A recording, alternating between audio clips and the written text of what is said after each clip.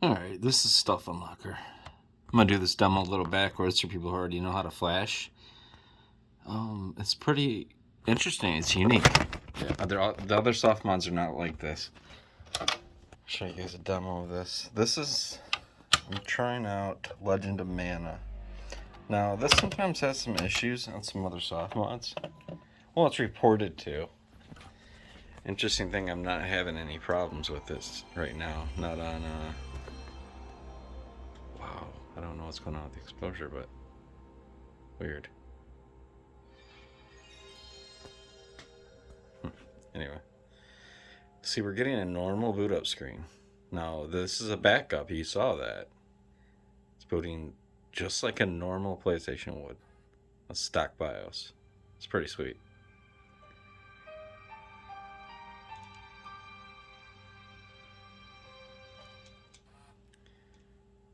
Alright, I'm going to show you guys another game that has an issue with some of the other soft mods.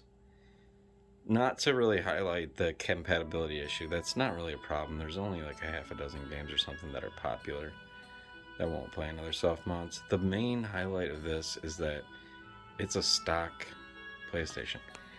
It's playing homebrew, which is awesome. Now, they even have these little miniature nubs that you can plug in the back of that. They're called gold fingers, and so you wouldn't even see it. So you could have an external soft mod that would make your PlayStation stock, and you could boot up games, you know, backups, just like you're playing a normal original disc.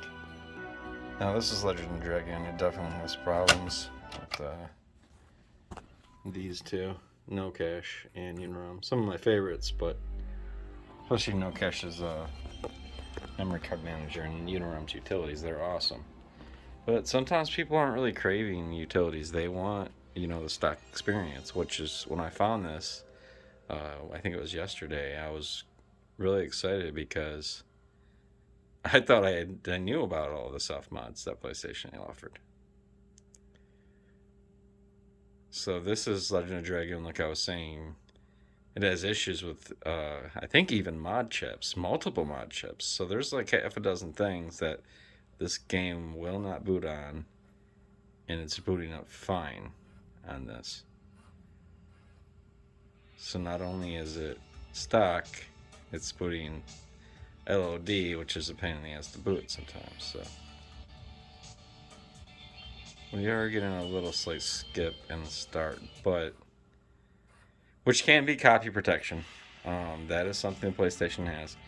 When I hit start, the issues go away. When I start a actual game up, there was no issues. So I don't think that it's more than just that beginning title screen. No issues here. Sounds awesome. Wild Arms 2 backup. This is another one that has some issues with other soft mods and mod chips. I'm gonna try this one out. See how this does. You know, for nostalgia reasons, maybe that's what you want. You know, you want to hear that classic Sony startup screen, and that's what you're gonna get with this. And there it is. You know, some people even use that for their ringtone or notification. Yeah, it's pretty cool. Wild Arms 2 starting good. There's the Sony. That's the point that it would fail, is right there. That's the chemtrails. You know, the airplanes cause the chemtrails. I love it how they use that as a decal. It's ridiculous. Assholes. And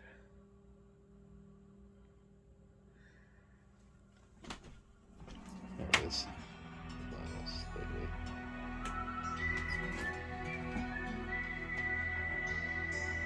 This game has amazing sound.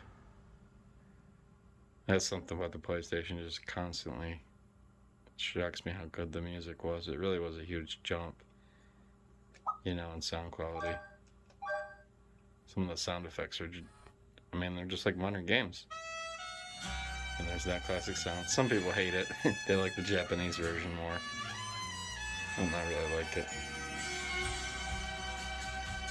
So yeah, that's a demo. It's, you know, it's stock, and I'm about to show you guys the one caveat, which it's kind of slight, and that's the memory card manager. It's the only Softmod that has it, but it also has a, I wouldn't call it a bug, it's like a caveat.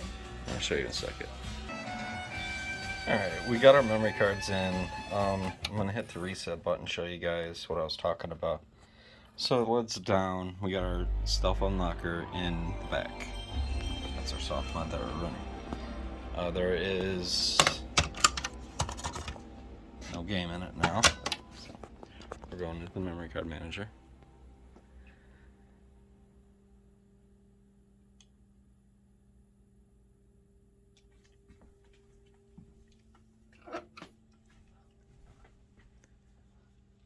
Sorry, I didn't want to wait for that. And I'd love to hear that sound again. And this is the issue. So what we get when we have the lid down is these X's. Now, if you're about to play a game, I kind of feel like you're going to have the lid up anyway. So if you're messing with your memory cards, normally you're about to play a game anyway. You know, you're looking for a save or something. So the memory cards are in, and you want to get the stock memory card manager. And let me remind you, besides a mod chip, none of these soft mods let you get to the I mean, okay, NoCache has an amazing memory card manager. Personally, I'd probably rather use that most of the time.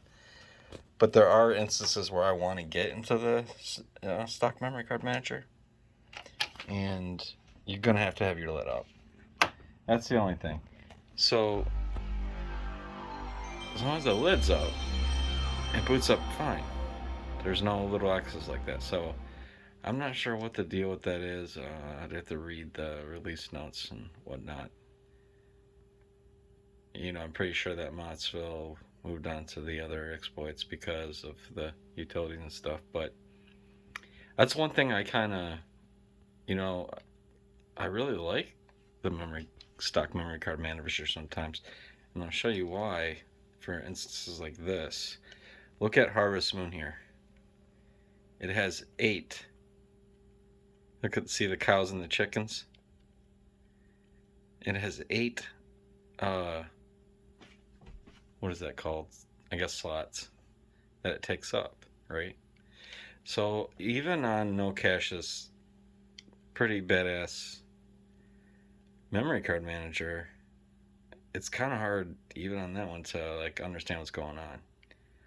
Specifically with games like this. I mean, every other game I'm fine, but this one is kind of like, what the heck? So I don't know. I like it. It kind of it's kind of weird that you gotta have the lid up, but like I said, you're gonna be playing games anyway. It's easier to remember that. And yeah, and I'm gonna show you guys how to flash it. And if you're gonna get you know, your Game Shark. You got your different types. This is you know, there's a label over it, but you can see back in the back, that's a Game Shark. This is a 256, and these Pro Action Replays, these are the most common two that you're gonna see if you're gonna buy one to flash it for a soft mod. 128, 256, and I'm gonna show you guys how to wipe them. You know, just to make sure that there's no corruption or anything on there, and flash this stock experience, this you know, STUFFUnlocker onto your flash card. So anybody that knows how to flash already, the video's over at this point. Bye. And everybody else who wants to know how to flash, keep watching.